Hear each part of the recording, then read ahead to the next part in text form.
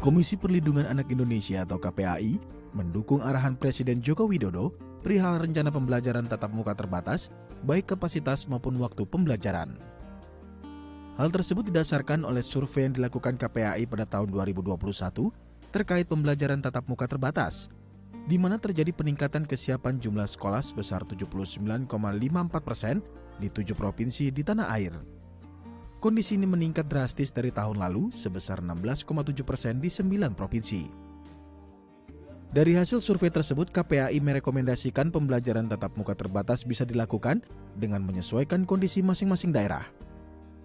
Beberapa penilaiannya antara lain, angka rata-rata kasus positif COVID-19 harus di bawah 5%, dengan indikator daerah tersebut masuk dalam kategori zona hijau. Kapasitas sekolah pun dibatasi hanya 25%, dan jam pelajaran pun diubah menjadi 2 jam saja.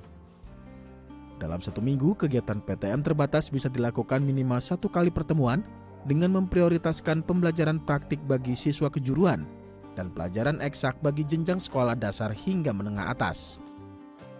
Sebagai langkah efektivitas optimalisasi PTM terbatas guna menjawab keraguan masyarakat, Komisioner KPAI Retno Listiarti menegaskan bahwa hak hidup anak adalah nomor 1. Tidak bisa dikompromikan, terlebih masa pandemi saat ini. Kemudian disusul oleh hak sehat dan hak memperoleh pendidikan. KPAI sebenarnya menyetujui PTM itu dengan beberapa persyaratan. Jadi yang pertama adalah positivity rate di bawah 5%. Kenapa seperti itu? Karena itu yang paling aman buat anak-anak. Kami bahkan mendorong untuk wilayah-wilayah pelosok, untuk wilayah-wilayah kepulauan, kan banyak pulau-pulau kecil di Indonesia. Itu dibuka aja sekarang, orang di sana memang betul-betul 0 kasus. Kalaupun ada kasus itu ya 1-2, dan ketika itu pun penyembuhannya kan dibawa menyeberang gitu ya untuk mendapat fasilitas kesehatan. Jadi sesungguhnya aman gitu. Jadi kami juga menilai untuk tidak menyeragamkan kebijakan. Kami memutuskan untuk melanjutkan pengawasan di Januari ya.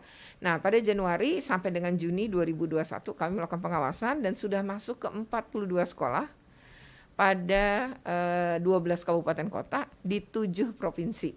Nah, dari daftar periksa yang kami pakai sebagai instrumen mengukur siap atau tidak, ternyata sekolahnya ini terjadi peningkatan tajam.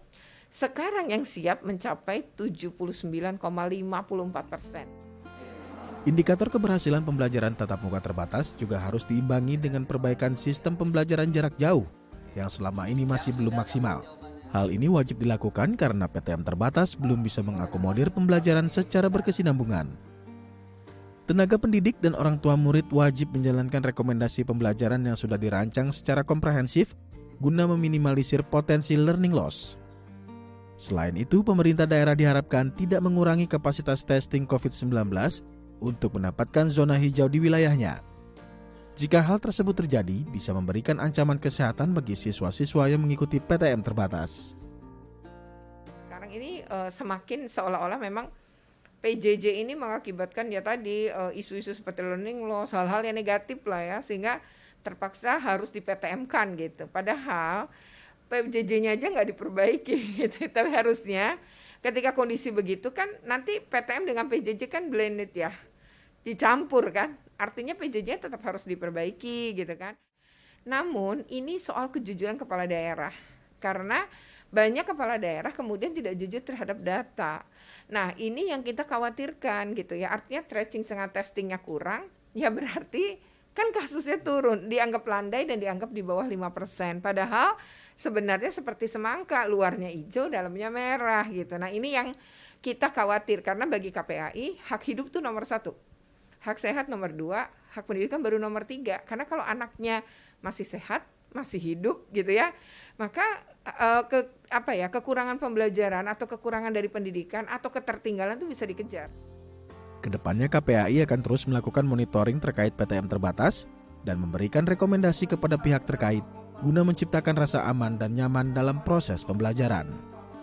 Muhammad Pamungkas, Syahri Kurniawan, DAI TV.